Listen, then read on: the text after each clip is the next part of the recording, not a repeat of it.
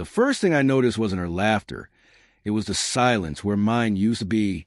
The room buzzed with noise, music, clinking glasses, fake joy echoing off the walls. But underneath it all, I heard something hollow, the sound of my own detachment. I stood near the bar, half a glass of bourbon melting in my hand, when I saw her. Elena, my wife. She was in the center of the dance floor, surrounded by people who owed me their jobs, their favors, their secrets. Yet somehow, she looked like she'd forgotten who I was. The man dancing with her was Roth, one of my clients, loud, arrogant, and rich because I buried what could have destroyed him. His hand rested too low on her back, his grin too wide, too deliberate. Then he did it, pulled out a wad of cash, hundreds, fifties, crumpled bills that he started tucking into her dress. The crowd erupted with laughter. Elena threw her head back and laughed too, eyes glassy. "Your husband can disappear," Roth shouted, pushing a bill between her lips. "I own you tonight." The laughter hit like static, harsh, grating. I stood still, silent, invisible. No one noticed that I'd stopped breathing. They only noticed when I set my drink down, unfinished, and walked out. They regretted laughing later. Every single one of them. The next morning, she acted as if nothing had happened. Pancakes, coffee, that soft she used whenever she wanted to pretend everything was fine. "Did you have fun last night?" I asked. She smiled. "You left early." Roth was being stupid. Everyone knew he was drunk. Drunk. Yes, but so was the silence sitting between us. I watched her hands.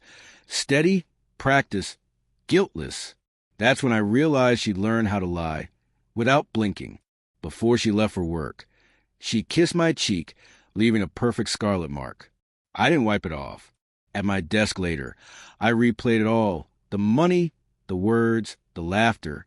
My wife laughing as my name was dragged through the mud. It wasn't just the act that broke something inside me. It was the look in her eyes. Like she had left me long before that night. I tried telling myself it was nothing, but the mind doesn't lie to itself for long. That night, while she slept, I opened her phone. Not out of curiosity, out of survival. A message from Roth. Just one line. "Your husband looked like he might kill me. Guess I should have danced slower." Her reply. "He won't. He never does anything." I stared at those words until they blurred, until they became something colder, truer. She was right. I never did anything. Until now. The following week, I turned into a ghost in my own life. I smiled when I was supposed to, work when I had to, pretended when expected. But every move had intent behind it. I checked her calendar, her texts, her spending, lunches that weren't on the schedule, hotel charges that didn't match her client list. I didn't confront her. I observed, like studying a predator, learning when it might strike again. Then came the receipt. Room 412. 2 nights before my birthday. Her signature at the bottom. I didn't explode. I documented. The next day, I ordered DNA kits. Hair from her brush. A glass she'd used that morning. Her toothbrush. I gathered it all like ritual. Roth's assistant owed me a favor. Within hours, I had copies of every transaction between them. Jewelry, wine, wire transfers, all paid from Roth's company account. He wasn't careful. He was arrogant. And arrogance always comes before ruin. I started sleeping less, eating less, thinking more. At night, I rehearsed what I'd say to her, not with rage, but with precision, the kind of calm that chills a room more than any scream ever could. When the DNA results arrived, I didn't open them right away. I waited 3 hours, 4. When I finally unfolded the paper, the truth didn't burn. It froze me. Elena wasn't just unfaithful. She was careless, predictable. The report confirmed what I already knew. She'd been with Roth more than once. The timelines matched perfectly with her late meetings and client dinners. That evening, I cooked dinner. Her favorite, salmon with lemon glaze. The one I used to make when we were still pretending to be in love. She smiled when she walked in. "You cooked? What's the occasion?" "Truth," I said. She laughed nervously. "What's that supposed to mean?" I handed her the envelope. She read halfway through before the color drained from her face. Her fork hit the table. Where did you get this?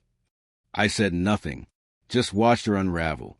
She cycled through the stages, denial, pity, tears, but I stayed still, exactly like I had that night at the party.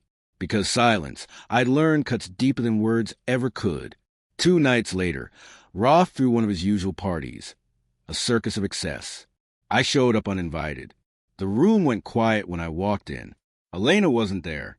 She'd already left town. Roth, slow and smug with whiskey in hand, raised his glass. Didn't think you'd have the guts to show your face. I smiled faintly. You think this is my face? He frowned, confused. That was the moment I'd been waiting for. The flicker of fear before understanding. I slid a folder across the table.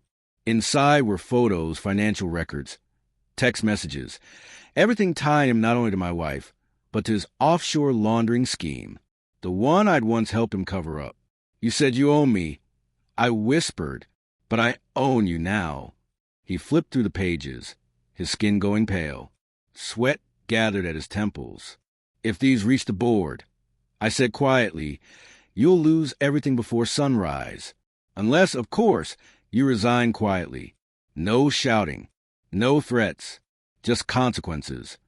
By morning, he did exactly that. His empire collapsed in days.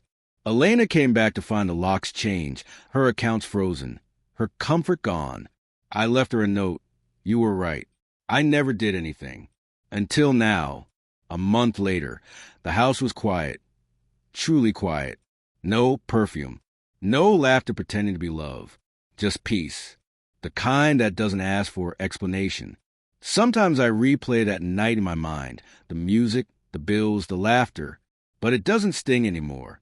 It teaches. People think betrayal destroys you. It doesn't. It clarifies you. I used to wonder what kind of man I'd become if pushed far enough. Now I know. Not a monster.